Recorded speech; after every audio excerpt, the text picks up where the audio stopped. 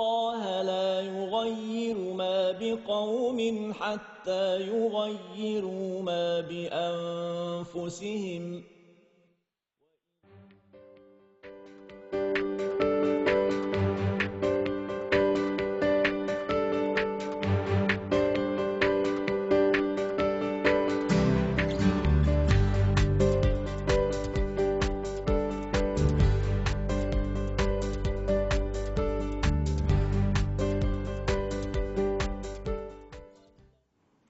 Assalamu alaikum wa rahmatullahi ta'ala wa barakatuh. 2018 aura été la 10e année où Coran TV, à travers son émission Fastabiqul Khayrat, vous proposait des cas, des personnes malades, en détresse, qui nécessitaient différentes aides, dont des greffes d'organes. Et vous étiez nombreux à les aider en leur permettant de recueillir les sommes nécessaires pour se soigner à l'étranger. En Jordanie, en Turquie, en Tunisie, en Allemagne, en Arabie Saoudite même, vous les aidiez à accéder à des soins qui n'étaient pas disponibles ici, ou du moins très peu. Je vous citerai quelques exemples. Samir Ould Saïd, 4 ans, une greffe du foie. Lekhal Jinan, 5 ans, une greffe du foie aussi, une greffe complète du foie. Sid Ali Mahfoud Lossif, qui nécessitait une greffe de cellules souches à partir du cordon ombilical. L'Aribi Nassima, greffe de poumon. Alors, j'ai aussi une pensée tout à fait particulière pour un des cas que vous aviez essayé d'aider et qui n'a pas réussi à faire sa double greffe, le jeune Bellaha, décédé à 33 ans, de la ville d'Oran, parce qu'il lui fallait une double greffe complète, foie et rein. Alors pourquoi est-ce si difficile de faire des greffes en Algérie? Nous avons les compétences, nul ne mettra en doute cela, mais qu'en est-il des structures? Qu'en est-il des donneurs? Qu'en est-il de l'organisation en la matière? Ce soir, avec Kamashket, Cherif Driss et professeur Mustafa Hammouch, président de la Société algérienne de néphrologie et expert à l'Agence nationale des greffes, nous discuterons de cela après cette compilation de nos archives qui a été collectée par Imen Aksil.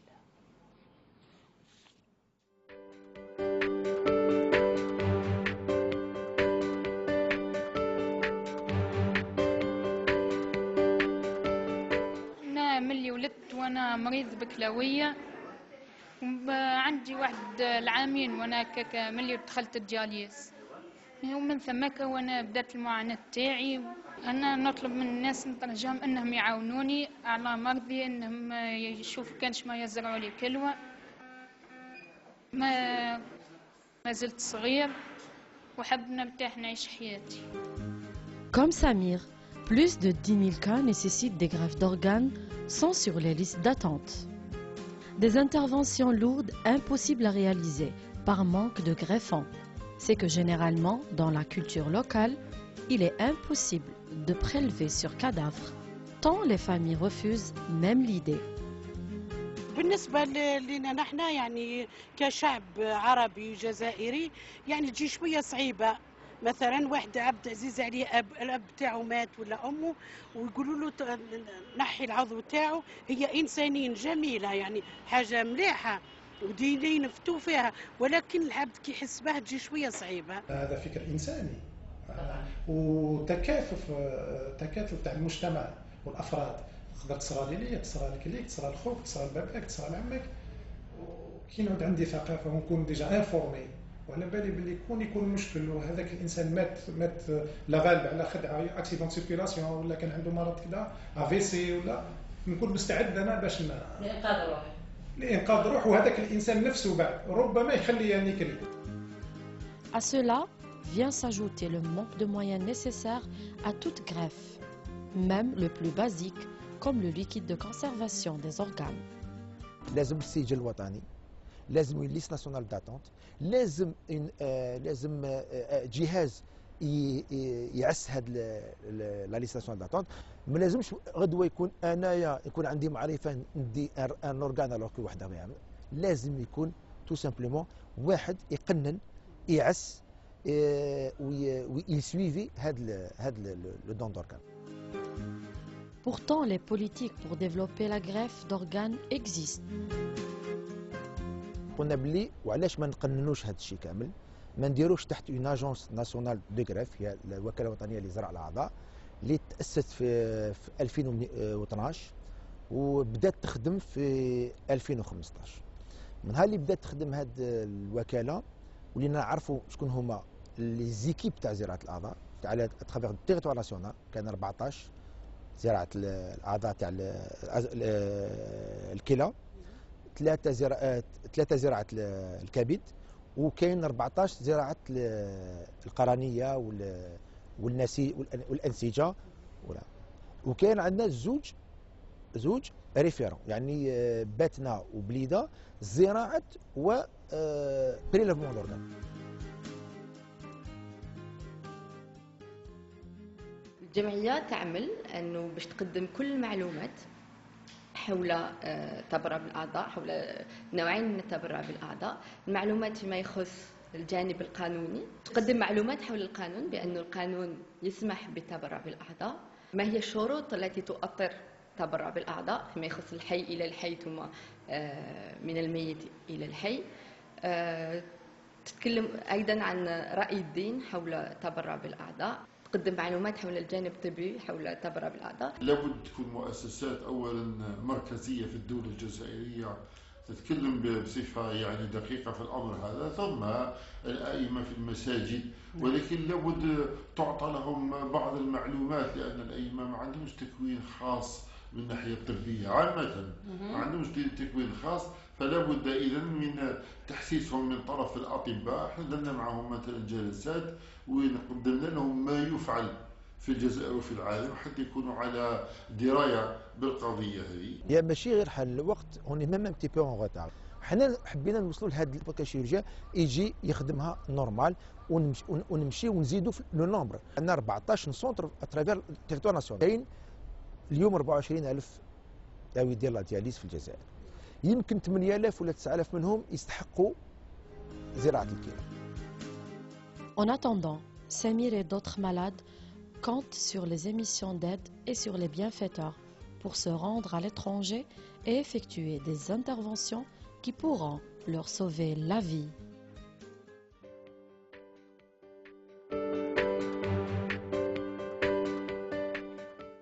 Professeur Mostafa Hamouch, donc ça fait 4 ans que l'agence est vraiment en activité, seulement ça fonctionne apparemment très lentement. Non, ça ne fonctionne pas lentement, mais les choses sont en train de se mettre en place. Peut-être que la période de rodage n'est pas terminée et la transplantation n'a pas pris son essor.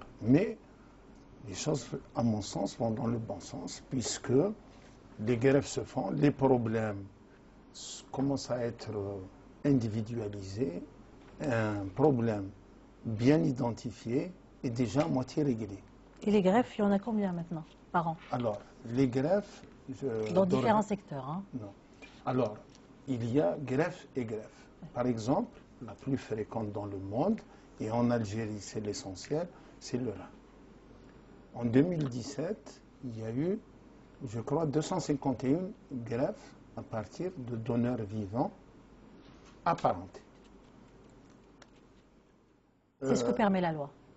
Il faut que la personne soit apparente. Quoi qu'elle a évolué depuis la nouvelle loi.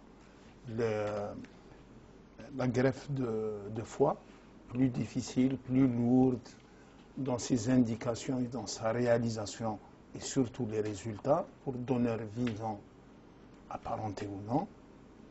Le risque du donneur est relativement important. Beaucoup. Le risque pour le donneur? Le donneur. Contrairement au rein, où le risque pour le donneur est quasi inexistant. Quasi inexistant, mais il existe toujours. Donc pour le foie, c'est beaucoup plus difficile à partir du donneur vivant.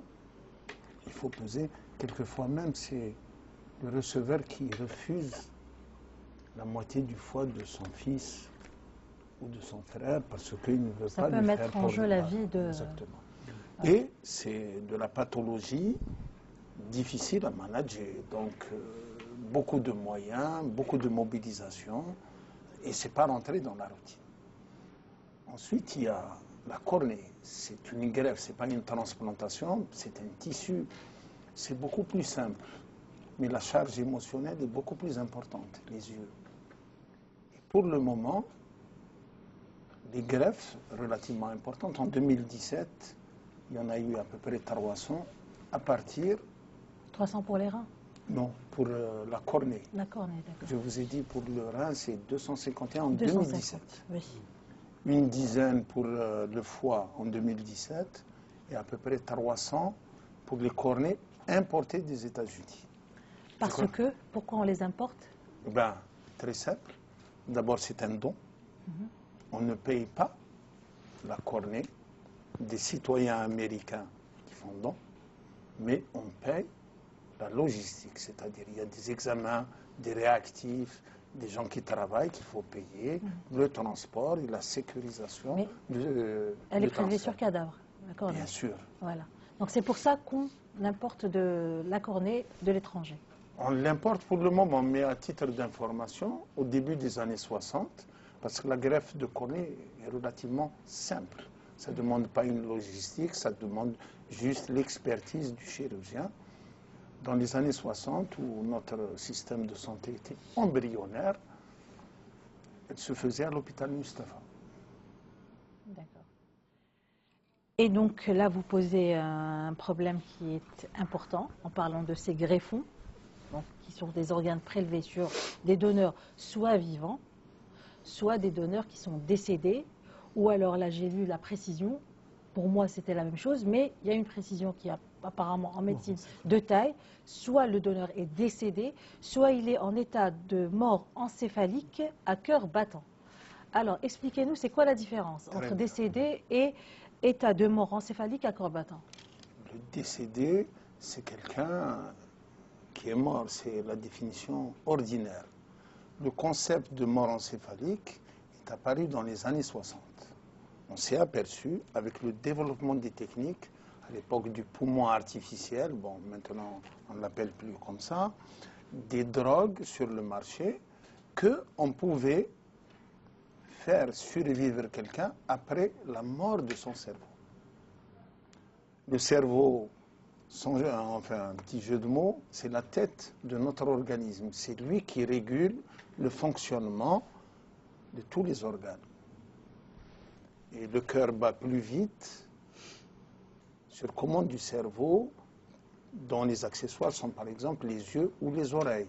On a le cœur qui bat la chamade dans certaines occasions émotives.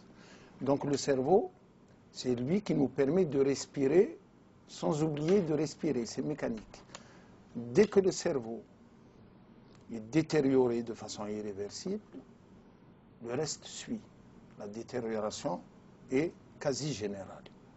Et la médecine a permis de maintenir le fonctionnement des organes, y compris du cœur, sans le cerveau, mais de façon artificielle. Dès que vous arrêtez la respiration ou l'injection des médicaments, la mort encéphalique devient une mort tout court. Une mort tout court, d'accord. Donc en fait, pour revenir sur ce que vous avez dit, lorsqu'un cerveau est mort, en fait on est mort. On est mort. On est mort. Oui. Il n'y a aucune différence entre décédé et mort encéphaliquement. Alors, sauf que les autres organes sont maintenus. Les organes peuvent être maintenus artificiellement. Artificiellement. Pendant, à travers quoi? On remplace le cerveau. Le cerveau, c'est lui qui commande la respiration. Il y a un appareil qui fait respirer de façon mécanique. Des drogues et des perfusions. Très bien. Si on débranche la personne qui est morte encéphaliquement, est-ce qu'elle peut se réveiller? Impossible. Impossible. D'accord. Est-ce qu'il y a eu des cas où une personne qui a été déclarée morte encéphaliquement s'est réveillée après avoir été débranchée? Dans ce cas, la mort encéphalique n'existerait plus. Très bien. Mais par contre, peut-être dans la presse, on peut dire ça. Attention, il y a des états qui peuvent simuler la mort encéphalique. D'accord. Mais la mort encéphalique, il y a une batterie d'examens, un check-up. Un protocole.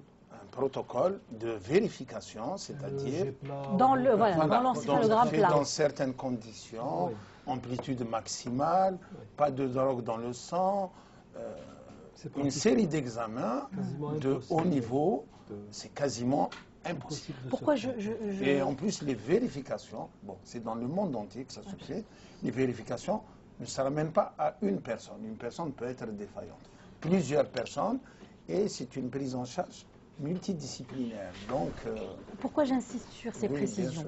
Parce qu'on s'adresse à des éventuels donneurs. On s'adresse à la société. Et c'est à elle que nous parlons. Donc il faudrait, et ça fait partie des peurs, de leurs peurs. Est-ce que parce qu'on voit parfois dans des reportages où on en parle, il y a eu cette fille il y a quelques mois qui a été déclarée à la maison, je pense que c'était au Maroc, qui a été déclarée décédée, et puis le lendemain, ils allaient la mettre sous terre. Au moment où elle allait être mise sous terre, la jeune fille s'est réveillée. Elle a été déclarée décédée à la maison. Donc le reportage est passé à la télévision, tout le monde l'a vu, il y a eu après une procédure judiciaire qui a été lancée, mais c'est un cas qui a été... Elle était dans un sommeil profond. Elle était dans un sommeil profond ou dans un état comateux. Est-ce qu'une mort encéphalique peut être... Est-ce qu'elle peut être assimilée à un état comateux? Non. C'est un coma dépassé. D'ailleurs, dans le temps, c'était le nom utilisé, le coma dépassé. C'est vrai que c'est un sommeil profond, il y a 2 degrés de coma, mais un coma dépassé, ça veut dire qu'il n'y a plus rien à faire. La manière la plus simple de vérifier, c'est de faire une radiographie. Le cerveau est plein d'œdème, il n'y a plus de circulation sanguine. Vous le savez, enfin la science le dit, que plus de 3 minutes, pas d'oxygène, c'est des détériorations irréversibles. Donc, ça c'est l'examen le plus simple, mais pas toujours accessible en salle de réanimation, parce qu'il faut déplacer le patient en radiologie. Mais il y a des examens aussi performants. L'électroencéphalogramme, à son maximum, pendant une durée répétée 2 fois, sous le contrôle d'absence de toxiques dans le sang, plus une série d'examens que je vous épargne, permet de déclarer la mort encéphalique. D'accord. Mais si, par exemple, il n'y a pas de prélèvement, il y a détérioration. Il y a, dès qu'on arrête les perfusions, la respiration mécanique, la personne décède par arrêt du cœur. Très bien. Donc c'est pour ça que si on veut faire un prélèvement sur un individu décédé, mort encéphaliquement, on est obligé de le maintenir avec sous respirateur. De façon artificielle, par des drogues et des moyens mécaniques. Très bien. Et donc, après ça, il y a combien de temps pour que les organes ne se détériorent pas? D'abord, il y a... Il faut le faire en combien de temps? Non, ça dépend des organes. Alors, par exemple, pour le foie, pour le cœur, c'est quelques heures, malgré la qualité des liquides dits de conservation, pour reprendre une fonction normale. C'est le but. Le rein, il peut le plus tôt possible, mais 24 heures, c'est très acceptable. Ça permet aux organes de voyager. En avion, quand il s'agit du foie, et en Europe, bien sûr, en terrain, quand il s'agit d'un rein. Par contre, la cornée, c'est un prélèvement qui est fait après la mort par arrêt cardiaque. D'accord, très bien. Et là, se posent plusieurs questions. Il y a des gens qui en ont parlé justement à cause de cette mort encéphalique. On ne parle pas des personnes qui sont décédées. On parle de cette mort encéphalique et le maintien de ces individus, de ces personnes sous respirateur et avec ces drogues-là. Oui. Certains religieux sans entrer dans des détails, je ne sais pas, pour moi ils font partie, Vous savez, ils font partie des rébillettes. Oui. Est-ce qu'elle est sortie, est-ce qu'elle n'est pas sortie? Je ne comprends pas, sincèrement, moi je ne comprends pas Écoutez, ce genre de débat, mais je suis obligée de vous poser cette question parce que c'est une question qui intéresse les gens.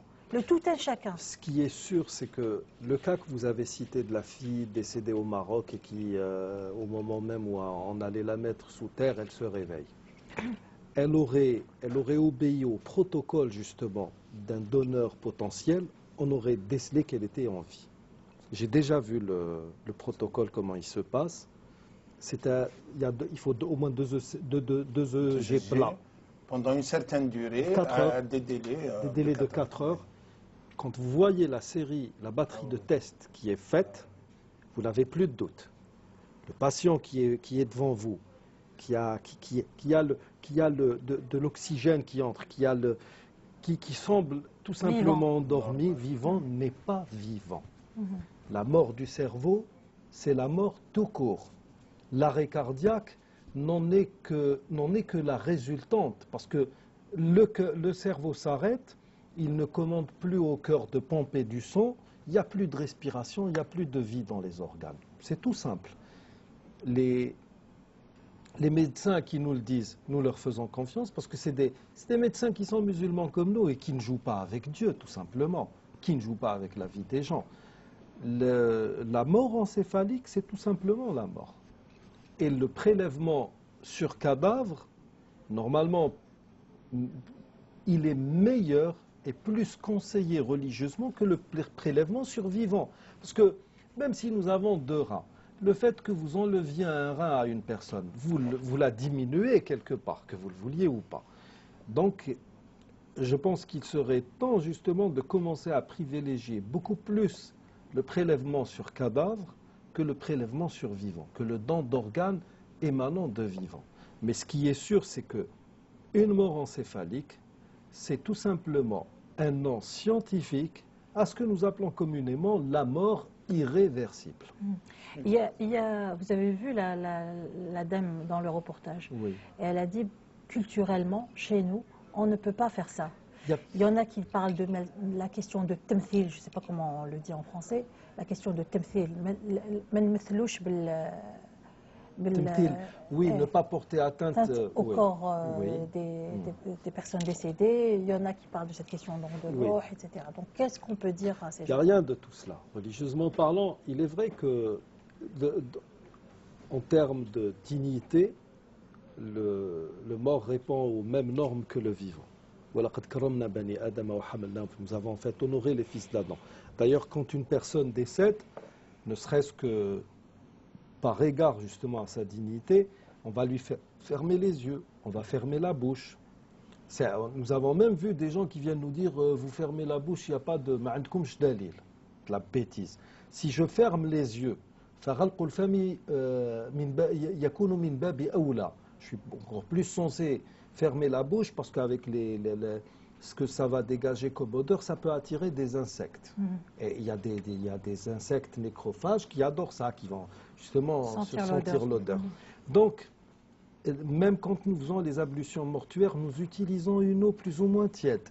Elle aide à nettoyer, elle favorise un nettoyage fait dans des normes, et elle est compatible avec ce qu'aurait peut-être choisi le défunt quand il était vivant. Oui. Là aussi, vous trouverez des gens qui disent non, parce que nous n'avons pas de preuves. Je dis à tout ce beau monde, cessez de jouer les philosophes là où il n'y a pas lieu de le faire. Quand on prélève un organe sur un cadavre, nous partons du principe que ce corps, cette enveloppe charnelle que nous avons, ce n'est pas la nôtre, elle appartient à Dieu. D'ailleurs, nous n'avons pas le droit de la détériorer. Alors, il y en a qui jouent sur ça, justement. Oui, qui mais disent attendez. que le corps humain ne nous appartient pas, justement. Oui. Il appartient à Dieu. Et donc, c'est juste un prêt. Donc, on n'a pas le droit d'en disposer, même après la mort. Tel qu'il nous l'a donné, on doit le lui rendre. Non. Je vous dis, moi, ce qui se dit dans différents livres. On répond à cela, oui. Ce n'est pas des sommités qui le disent. Ce sont des demi-savants qui veulent se distinguer de la masse, pas plus ni moins. Et ils n'ont pas de preuves, parce que l'aslu fil ashya'i al-ibaha, dans tout ce qui a trait au mandat, tout passe sauf ce qui a été décrété illicite par un texte clair. Or, la préservation de la vie est une vocation majeure de la révélation coranique. Ces mêmes personnes-là acceptent par exemple le fait de donner du sang. C'est une fatwa qui existe depuis 1932 et qui émane d'Al-Azhar. Ensuite, l'Algérie, en 70, avec le Cheikh Hamani, a donné un bon élan à cette idée de transplantation, de greffe, etc. Ce corps appartient à Dieu. Je suis conscient et je suis convaincu que Dieu est en mesure de le ressusciter le jour de la résurrection avec des organes que j'aurais éparpillés aux quatre coins du monde.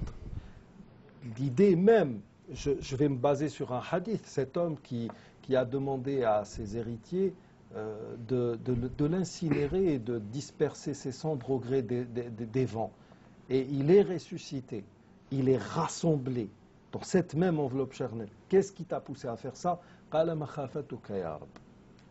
J'avais peur de te rencontrer, tout simplement. Et Dieu nous le dit dans le Coran, même l'empreinte, elle va être restructurée, ressuscitée, refaite à l'identique comme elle était. Donc ce corps, maintenant s'il n'y a pas d'interdiction formelle, et il y a en background toute une philosophie du droit musulman qui vous exhorte à faire don de ce corps, où est le problème? Tout comme vous aidez quelqu'un en lui donnant du sang, ou que vous aidez quelqu'un en le supportant, en le maintenant, etc., vous pouvez tout simplement le faire. Et ça peut, au contraire, ça peut même devenir une aumône continue, sadaqa jariya. Et ça, c'est pas le petit musulman que je suis qui le dit. Ce sont des sommités de chez sommités qui connaissent la religion mieux que moi, et mieux que ces gens qui disent le contraire, qui en ont parlé. Donc, honnêtement, le problème ne se pose plus. Il y a un problème d'ordre culturel, certes. C'est qu'en Algérie, oui, où l'on est normalement plus ouvert. Il y a une culture, je pense, honnêtement, je vais le dire, et ça peut peut-être, parce que j'ai eu une fois l'occasion de le dire devant un parterre de médecins. Il y a un médecin qui s'est levé, il a dit, oui, nous sommes prêts à faire des miracles s'il le faut, et nous avons le potentiel, sauf que la religion est toujours là pour nous freiner. Quand j'ai eu à parler, j'ai dit, ce n'est pas la religion. Je lui ai dit, je suis désolé, c'est le problème de leadership qui existe entre vous, qui déjà pose un premier problème. Ensuite, ce qui inhibe les gens, parce que j'ai eu l'occasion, il y avait un imam, Cheikh Kahla rahmatullah alayhi de Blida, qui travaillait beaucoup avec l'Institut du Rhin, Dr Ryan, professeur Ryan. Et cet imam, on faisait appel à lui justement pour essayer de convaincre des gens venant suite à des accidents, d'essayer de les convaincre de permettre des prélèvements d'organes sur leurs proches qui étaient morts. Et j'ai déjà eu affaire une fois à ce type de cas. La personne, vous savez, elle est à deux doigts de vous insulter ou de vous balancer un coup de poing. Pourquoi? Et on vous dit à juste titre, ces gens-là nous ont traités depuis ce matin comme des chiens. Et maintenant, ils veulent qu'on leur donne un organe. On ne leur donnera pas. Donc il y a Parfois, c'est une question, je vais le dire en arabe, de skara. Même pas de skara. Il y a une sorte de désintéressement. Je vais vous dire une chose. On discutait une fois en famille, suite à un colloque sur le don d'organes. Je rentre chez moi et qu'est-ce que tu as fait ce matin? Chacun pose. Et j'ai fait ceci, j'ai fait cela. Ah bon, et pourquoi ne pas? Est-ce qu'il y a des cartes? Est-ce que tu serais prêt à donner ton corps à la science, comme on dit? Oui, mais je ne fais pas que il y a aussi un problème de confiance. Si maintenant moi je donne mes organes, j'aimerais bien qu'ils soient donnés à la première personne qui se pointe, pas celle qui a le plus d'introduction à quelque échelon que ce soit de la nomenclatura. Je suis désolé. D'où la nécessité d'une liste. Il y a la nécessité de la liste, il y a aussi la nécessité de faire tout un travail de communication. On nous dit, beaucoup nous disent, pourquoi vous n'en parlez pas dans les mosquées? Un imam. Là, il ne s'agit pas d'exhorter les gens à une bonne action. C'est tout un système, c'est toute une campagne de communication. C'est de la com. Ce n'est pas du prosélytisme. L'imam, il est formé pour discuter, pour disserter sur un certain nombre de sujets. Dans ce type de sujet, il faut qu'il y ait tout un travail collégial qui se fait entre différentes disciplines pour élaborer et mettre sur pied un discours qui soit honnête, qui soit accepté aussi, parce que les gens en ont marre aussi de de ces phrases pimpantes comme ça. Oh, oui, c'est super, non. Il y a un travail de fond qui jusqu'à présent n'a pas encore été fait en termes de communication. Alors, Chérif Dress, le problème au niveau de la loi existe. Il y a une loi qui a été adoptée en 2012, je pense. Il y a la première version en 85, c'est-à-dire du 16 février 85. Oui, juste après, il y a eu la première greffe, celle de 86. Qui a suivi par la première greffe 86, puis une loi en 2012, et tout récemment, quand la Commission de la Santé au niveau du Parlement, elle a évoqué notamment la nouvelle loi sur la santé, on a évoqué la question, ce qu'on appelle la liste des refus. C'est-à-dire que la liste de refus, c'est-à-dire d'un point de vue législatif, c'est-à-dire que l'arsenal législatif il existe, mais c'est-à-dire qu'il y a des efforts pour son amélioration et son adaptation avec les réalités. En fait, c'est-à-dire que le problème se pose à double niveau, c'est-à-dire que d'un point de vue législatif et réglementaire. Il y a des pratiques, vous pouvez appliquer cela pas uniquement au niveau de la santé, à tous les segments, notamment dans le cadre du droit de la santé, pour des problématiques aussi sensibles comme le don d'organes. Pourquoi? Parce que le problème ne se pose pas uniquement en Algérie, se pose ailleurs. Par exemple, je cite le cas par exemple, aux États-Unis, où en 2017, il y a eu 10 280 opérations de prélèvement qui ont permis 33 340 opérations de transplantation et de greffe.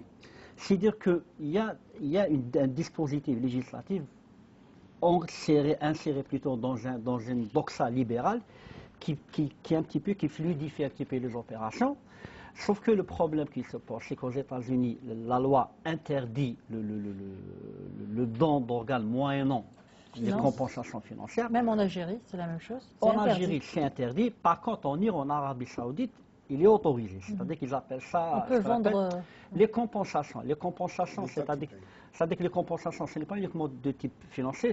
Par exemple, en Arabie Saoudite, on accorde, par exemple, pour le rapatriement de la dépouille, des facilités pour de la dépouille, pour les enterrements et même de certains avantages financiers, mais qui sont très limités. En Iran, ce qui est intéressant, en Iran, ce qu'ils ont fait, et ils sont un peu plus avancés, c'est que au-delà des aspects de compensation financière, c'est que les familles des donneurs sont inscrites automatiquement dans la liste d'attente, qui pourrait, dans le cas où, c'est-à-dire dans le cas où il y aurait une demande. Ça, c'est valable aussi aux États-Unis.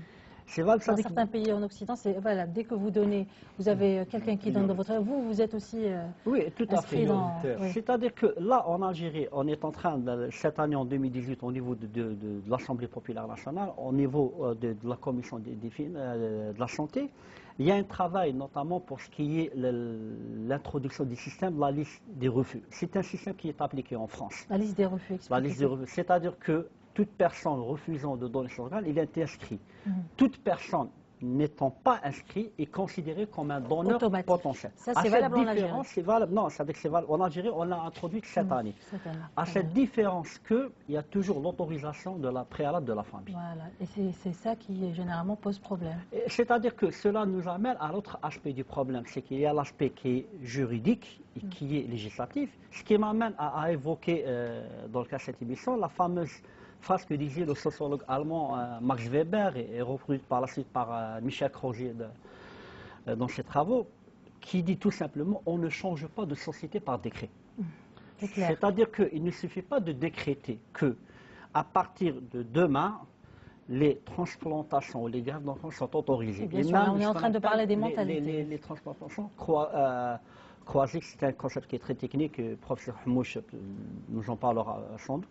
C'est que même si on dit aux citoyens que voilà, il y a le dispositif législatif, c'est-à-dire que la loi l'autorise, et il y a tout un arsenal juridique, il y a toutes des lois d'application, reste le problème de représentation. C'est-à-dire qu'il y a un problème, et il est culturel, voire même anthropologique. D'où le travail de la communication, par exemple, de l'agence. Pas que. Puisque c'est elle qui s'occupe de tout ce qui est greffe. Donc il y a un travail communicationnel très important qui doit être mené, et pas occasionnellement. Non, c'est-à-dire que le travail, oui, je suis tout à fait d'accord. C'est-à-dire que le travail de communication doit être permanent. Il ne doit pas être cyclique. Ça, c'est un On problème. doit montrer aussi très régulièrement des reportages sur des personnes qui ont fait les greffes, que ça a réussi, comment ça a changé leur vie. Tout ça doit être... L'idée la plus importante, c'est-à-dire quand je reviens à ce que disait Max Weber, ne cherche pas sur cette part de qui. Il ne suffit pas de promulguer du loi pour dire ça à la fin. Le problème le plus fondamental, c'est l'appropriation. Comment les Algériens puissent s'approprier l'idée que demain, lui, il va mourir un jour ou l'autre, il va se dire que voilà, je dédie, je fais don de soi, ce qu'on appelle la notion de don de soi, de don de mon corps à la science. Il fait, je ne sais pas, bon, chez un notaire, il fait une forme d'un papier qui a force de loi, un acte juridique. On s'inscrit normalement ici dans un registre et on obtient une carte de donneur. Elle n'a pas de force légale. Oui. C'est une adhésion, c'est un début de preuve. Mais le seul qui compte, c'est le registre de refus. Le registre de refus, tout à fait. Vous refusez. Nous sommes... Donc, si vous permettez, je vais prendre plutôt le problème d'une autre manière. Plutôt que de parler de la mort encéphalique, de registre de refus, la bouteille à moitié vide, pourquoi on ne parlerait pas de la bouteille à moitié pleine? Vous savez qu'on va vivre tous plus longtemps que nos ancêtres, nos parents, nos grands-parents. L'espérance de vie, y compris en Algérie, augmente. Le prix à payer, c'est la maladie chronique, qui est mieux décelée, donc on n'en meurt pas, mais on reste malade. Et une des façons de traiter les gens, c'est le remplacement d'organes. C'est valable pour le rein, c'est valable pour le poumon, c'est pour la cornée, pour le cœur, pour le foie. Donc il y a un besoin réel de notre société. C'est vrai qu'on ne change pas de société, mais notre société a changé. Dans les années 60, il n'y avait pas ces besoins, ils n'existaient pas. Aujourd'hui, ces besoins existent. Vous prenez les 25 000 dialysés, vous prenez leurs familles, leurs amis, les gens qui travaillent dans le secteur sont des gens sensibilisés. Mais peut-être toute notre société n'est pas à niveau de sensibilisation d'un besoin réel, conforme bien sûr au principe de notre culture qui doit évoluer et des dogmes de l'islam. C'est vrai qu'au Japon, ils ne greffent pas à partir de mort encéphalique pour des raisons religieuses. Notre religion permet, et vous l'avez très bien dit, vous n'êtes pas le seul, à dire que la religion, excusez-moi du terme, a bon dos. En réalité, c'est un problème culturel, c'est un problème un peu d'égoïsme. Je ne suis pas malade, je ne donne pas. Je ne vais pas dire d'égoïsme, peut-être il y a beaucoup de peur. Et pour revenir aux gens qui refusent, imaginez les gens dans l'émotion de la perte d'un proche qui ont galéré, pour ne pas dire plus, toute la journée. Le premier réflexe est de dire non. Pour plusieurs raisons. La première raison est de leur agressivité. Ils voient comme des charognards. Pourquoi? Parce que notre société sent le besoin, mais elle n'a pas eu la sensibilisation. Imaginez, comme vous dites, que par le documentaire, par le film, par des campagnes non abusives aussi, de sensibilisation, nous aurons besoin d'organes. Celui qui fait don de ses organes peut sauver la vie ou améliorer la vie de 8 personnes. Aux États-Unis, vous avez dit 10 000 prélèvements, 33 000 greffes. Donc, dans notre vie, pour être plus pragmatique, on a plus de chances d'en recevoir de notre vivant que de donner à notre mort. Parce qu'on va vivre longtemps. Donc, pour la société, et pour être, je m'excuse un peu trivial, c'est hyper rentable. Vous sauvez votre frère ou votre enfant parce que le cœur, vous ne pouvez pas le donner. Donc, et en plus, ça accroît la solidarité, ça permet de voir tous dans la même direction un intérêt de tous les Algériens, un intérêt collectif. Est-ce qu'il ne serait pas intéressant d'introduire dans la loi des articles où l'on empêcherait les familles des adultes, des majeurs, d'intervenir s'ils n'ont pas émis un refus concernant... non, ça serait... Non, écoutez, si les gens comprennent que c'est un besoin des gens, pas de la nomenclature comme ça peut être compris, que n'importe qui d'entre nous peut faire une insuffisance rénale, une insuffisance cardiaque, une cirrhose hépatique, oui, mais bon, quelques diabètes. On a besoin, on aura besoin. J'aurai besoin des organes des autres. Et peu importe, à mon décès, si c'est fait dans les règles de l'art, avec des procédures médicales et réglementaires et législatives correctes, transparentes, pourquoi pas? De toute façon, je vais un peu être... On n'a pas le choix. Tout le monde dans le monde entier, on ne fera pas exception à cette règle, que tout le monde est en train de favoriser, par besoin, par nécessité, la transplantation d'organes. Et c'est pas un peu de l'hypocrisie justement de dire, bon, je vais aller prendre de l'argent et aller faire une greffe ailleurs et ne pas le faire ici? Pourquoi le cadavre de l'autre on permet que ces organes soient prélevés et pas... C'est pour ça que je vous ai dit, les cornées des Américains sont offertes gratuitement et on ne paye, contrairement à ce que dit la presse, que les frais, disons, d'expédition, de conservation. Donc, je ne vois pas, ce sont des êtres humains comme nous, les Saoudiens le font, d'autres le font, pourquoi on ne le ferait pas? C'est vrai qu'il faut aider les mentalités à évoluer. On ne peut pas faire les choses contre les mentalités. Les besoins changent, la mentalité évolue, et ce n'est pas un combat perdu d'avance. C'est-à-dire que, dans l'absolu, je pense qu'il faudrait voir dans une certaine noblesse. C'est-à-dire que le fait de donner quelque chose, c'est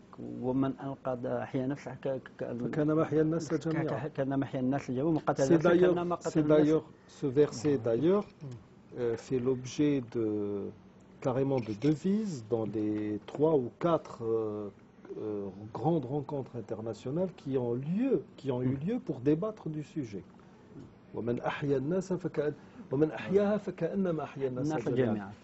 Pourquoi parler d'ihya nafs? Moi, le Coran, je vais juste revenir. Je vous laisse d'abord terminer votre idée pour ne pas... C'est-à-dire qu'en fait, c'est un débat un petit peu moral et philosophique à la fois. Il est éthique. Il est éthique, voilà, très bien. C'est-à-dire qu'il y a cette noblesse dans cet acte, cette bravoure. On dit que quelqu'un qui donne un don de soi, il donne une cornée, il donne un rein, il donne une partie de son foie pour sauver quelqu'un. Mais faut-il encore convaincre les gens que de la noblesse de l'acte, c'est un sacrifice et c'est un acte de bravoure aussi, de générosité. Sauf que l'être humain, il est ce qu'il est. Aux États-Unis, en 2014, il y a 300 experts, entre médecins et académiciens et tout, qui ont fait une lettre ouverte à Obama pour lui demander de revoir la législation et d'aller vers le système de compensation. Par la loi américaine, l'interdit. C'est-à-dire l'interdiction de donner un organe. Il peut y avoir beaucoup de dérives. Il y a eu des dérives, justement. Mais il y a eu, c'est-à-dire que la parade consistait en quoi consistait la parade? C'est-à-dire, au lieu de donner de l'argent, comme aux États-Unis, il y a des problématiques très importantes, à commencer par l'assurance maladie. Social. L'assurance maladie, tout le monde en a peur, oui. C'est quelque chose de fondamental, de très très important. Les gens se ruinent pour avoir une assurance maladie, notamment pour les maladies chroniques et tout. Ils ont proposé que pour chaque personne qui donne, c'est-à-dire qu'on peut lui donner soit une assurance maladie à 100%, soit on se chargera de rajouter ce qu'on appelle les cotisations pour la retraite, soit d'assurer des encouragements, soit financer quelque part, financer son enterrement. Ce qui m'amène à un débat qui est très important, c'est-à-dire entre la notion de don de soi et la notion, ce que disait le philosophe Bernard Mandaville quand il a écrit son livre La fable de la veille, c'était vice privé, bien public. À savoir, c'est-à-dire que c'est du pragmatisme un petit peu, c'est l'essence même de la philosophie libérale, c'est que le don d'organes, c'est quelque chose de noble. On fait vivre une vie. Mais c'est censé être un acte désintéressé, mais par la force des choses, ça devient un acte intéressé. C'est-à-dire que ça ne poserait aucun problème, le fait de dire à quelqu'un, d'accord, vous voulez donner un rein, vous voulez pas donner un rein, très très bien. Vous donnez votre rein, en échange, on vous permettra une souscription à une assurance maladie à 100%. C'est un vice privé, mais qui pourrait, par la force des choses, sauver ce qu'on appelle, créer une sorte de forme d'émulation et sauver beaucoup de gens. Est-ce qu'on peut faire ça en Algérie, dans une société, ce qu'on appelle pétrie par les valeurs, les référents la religion musulmane? Ça, je n'en doute pas. Mais par contre, quand je parle, je termine juste par cette question fondamentale, par la sensibilisation, le travail de communication. C'est-à-dire qu'il faudrait, quand je dis pas uniquement le travail de l'agence, le travail des pouvoirs publics, ce n'est pas uniquement ce travail au niveau institutionnel et au niveau vertical. Mais ça devrait être un travail horizontal au niveau de la société. Déjà, commençons par une chose très très simple. Organisons un sondage. Un sondage pour sonder les intentions de la population. Que pense la population algérienne des dons d'organes? Et ce sondage, je ne sais pas pourquoi les résultats du sondage, ce n'est pas des résultats finaux, mais c'est des indicateurs. Ça pourrait nous donner une idée des tendances, de comment les gens se représentent la chose. Très bien. On peut faire ce genre de compensation. Ça pourrait être considéré comme une façon de t'alif al-qouloub à une cause. Même pas, non. On le ferait, on est obligé de toute manière. Si la chose venait à s'incruster dans les mœurs de la population algérienne, on est obligé d'agir ainsi, min babi saddi dara'i', en tant que garde-fou pour empêcher qu'il n'y ait de la dérive. Si vous permettez, si vous n'accompagnez pas la chose par des mesures de ce type, vous allez favoriser justement la déviation, vous allez favoriser le marché parallèle et illicite du don d'organes. Je voulais juste revenir en termes d'argumentation pour ce qui est du côté de l'aspect licite de la chose. À chaque fois que l'on discutait de quelque chose, de tout temps, les juristes musulmans était dans l'acceptation de la chose. Comme je l'ai dit tout à l'heure, l'aslu fil ashya'i al-ibaha. Tout est licite, à moins que l'on ne trouve quelque chose qui interdise la chose. Dans le Coran, par exemple, vous avez des interdits qui ont été définis comme illicites, interdits de manière un peu plus claire. La consommation du vin, la consommation du porc. Et pourtant, vous avez deux versets dans le Coran qui, dans des cas d'extrême urgence, d'extrême nécessité, donne accès à ces interdits en disant quiconque s'y trouve contraint, sans désir particulier de sa part, ne supporte aucun péché. En parlant entre autres de la consommation du vin, de la bête morte ou de la charogne et du porc, dans un autre verset.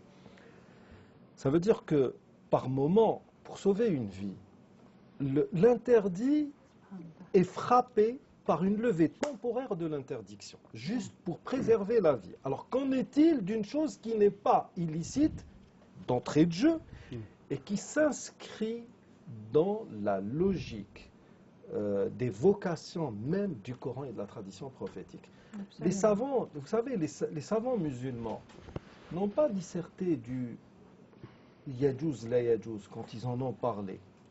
Ils ont beaucoup plus disserté sur la manière de mettre cela en pratique pour éviter tout type de dérive. Le problème aussi en termes de communication ou bien en termes d'acceptation personnelle, je suis parfaitement acquis à cette cause. Et je pense qu'en étant mort, je servirai beaucoup plus cette cause qu'en étant vivant. C'est-à-dire que je préfère donner mes reins en étant mort que d'en donner un en étant vivant, parce que nul ne sait ce qui pourrait advenir ensuite. Ça serait vraiment la catastrophe si on venait à détecter que le rein qui reste est défectueux alors que tu en as donné un. Donc, le problème, c'est que une fois, je me souviens, j'ai reçu un appel. C'était une personne qui m'appelait. Il n'y avait pas, c'était un numéro privé. Bon, mais quand je réponds, je reconnais plus ou moins la voix, parce que c'était loin. Alors c'est un tel qui te parle. Voilà, je suis à l'hôpital, je suis à Paris. Et voilà, il y avait un jeune cousin qui venait de mourir d'un accident de la circulation.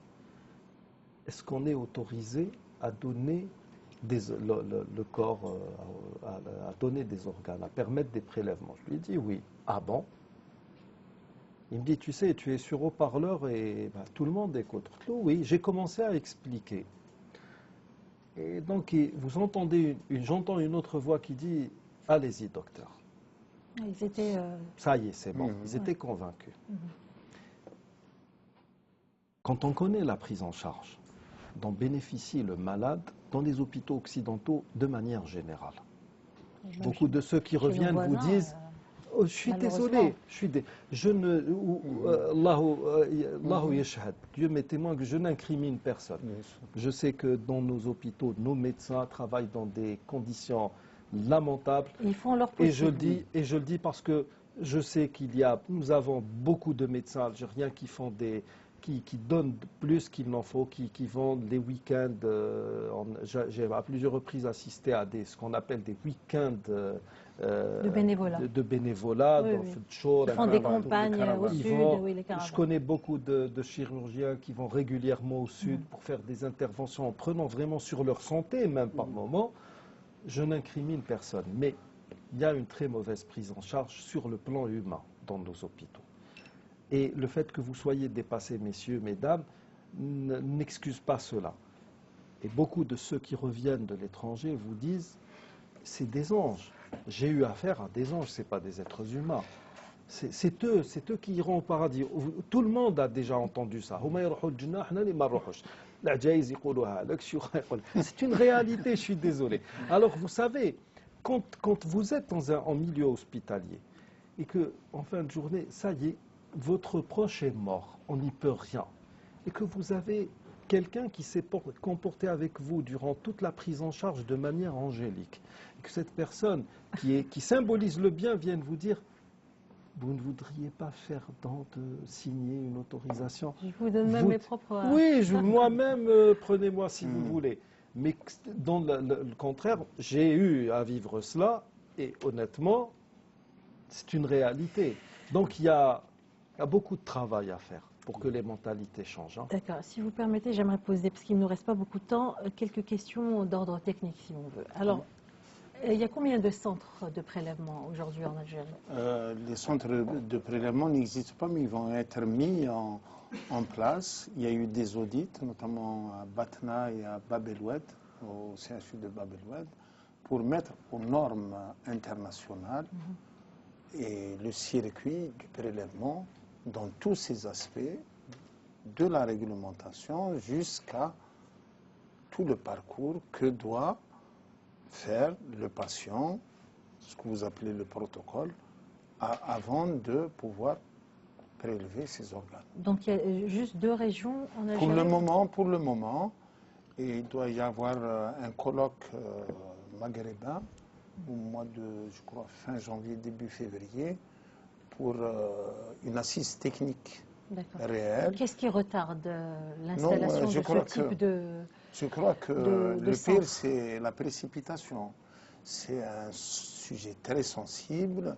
Non, je parle des centres. Oui, Pourquoi on parle de précipitation? C'est quelque chose de très sensible, Qu'est-ce qui est sensible? comme vous le dites très bien, et quelque chose de lourd, qui est multidisciplinaire, dans des hôpitaux souvent pavillonnaires. Transport du malade, c'est quelque chose de relativement délicat. Aujourd'hui, qu'est-ce qui manque? Techniquement, qu'est-ce qui manque? Alors, on a les joueurs, mais on n'a pas encore l'équipe. L'équipe est en train de se constituer. Oui, mais le travail ne se fait pas que dans ces 2 endroits que vous avez cités. C'est-à-dire, il y a des prélèvements. Non, pour le moment, le travail est en train de se faire. Il y a 14 centres de transplantation en Algérie, mais 2 sont en cours de normalisation, j'allais dire ISO. Mais il y aura beaucoup plus. Quand même, c'est des choses très délicates à mettre en place Et il ne faut surtout pas aller dans la précipitation. Expliquez-nous qu'est-ce qui est délicat. Vous savez Hormis ces questions d'éthique. Je n'ai qu'à répondre ce que tout le monde a dit. C'est que les hormis gens... les questions éthiques. Les gens, pas éthiques, mais sociales, culturelles. D'accord. La réaction agressive, légitime, des gens qui n'ont pas affaire souvent à des anges. Bien sûr. Hormis cela. Ça, c'est très important. Mais techniquement, voilà. Il faut répondre à tous les besoins en exactitude et en urgence des examens. Il faut qu'il y ait un EEG disponible à 2 h du matin, la veille de l'Aïd.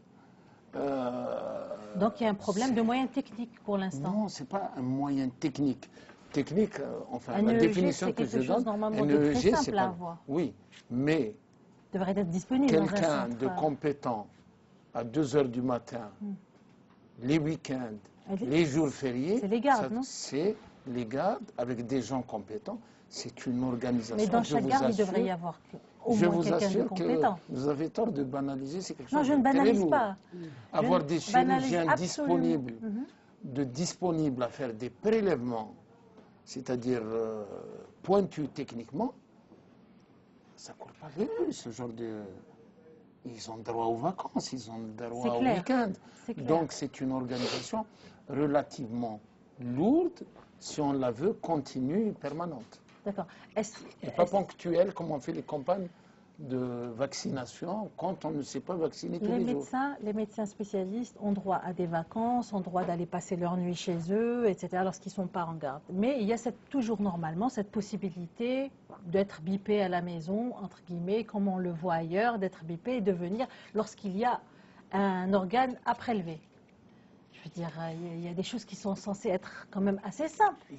Ça paraît simple, oui, mais les choses compliquées sont une somme souvent de choses très simples. Utiliser l'EEG à 2 h du matin, tous les jours, il y a des défaillances. Il est comme les morts encéphaliques, il n'y en a pas tous les jours. Il n'y en a pas tous les jours. Il n'y en a pas tous les jours, donc ce n'est pas quelque chose de continu. Je vous assure, même en Europe, c'est très lourd et difficile. Non, je ne fais pas de comparaison. Non, mais comparons le comparable. Et encore plus chez nous, nos hôpitaux ne sont pas au top, ils sont pavillonnaires. Il faut aller en radio, quelquefois il faut traverser l'hôpital. Et s'il pleut, et si l'ambulance est en panne, c'est du quotidien. Le quotidien est difficile. Le quotidien est fait de cela. Bien sûr. Le quotidien est difficile. Pour les malades, mais aussi pour les médecins et pour tous les gens qui travaillent dans les hôpitaux. Il faut tout réformer en fait. Non, il faut réformer, non, il faut jamais arrêter de réformer dans le sens du progrès. Et pour répondre aux besoins, optimiser nos moyens. Les objectifs, alors un objectif à moitié atteint, c'est que la greffe d'organes, notamment de reins, se fait de façon pérenne en Algérie. On a une agence nationale de greffe qui va un petit peu être le guide pour la promotion et la réglementation. N'importe qui ne pourra pas faire n'importe quoi. Et contrôler quelquefois des dépassements individuels, pas collectifs. Maintenant, on commence à prendre conscience que le donneur vivant apparenté, c'est une ressource insuffisante par rapport aux besoins de transplantation. Donc la loi actuelle a élargi le cercle des donneurs, par exemple aux cousins, aux tantes, même à la belle famille. Donc de façon régulée. Mais tout le monde est conscient que ça sera une ressource limitée par rapport aux besoins. Il faut absolument, graduellement, passer à la transplantation d'organes sur mort encéphalique. Et c'est un challenge assez lourd. Mais même là, vous ne pourrez jamais atteindre l'autosuffisance. Sûrement pas. Sûrement pas possible. Même les plus grands pays n'ont pas atteint. Non pas. Voilà. Merci beaucoup. Merci professeur Mustafa Hamouche, Kamel Cheket et Cherif Idriss d'avoir été ce soir avec nous. Merci à vous de nous avoir suivis. On se revoit mercredi prochain. Salam alaikum wa rahmatullahi ta'ala wa barakatuh.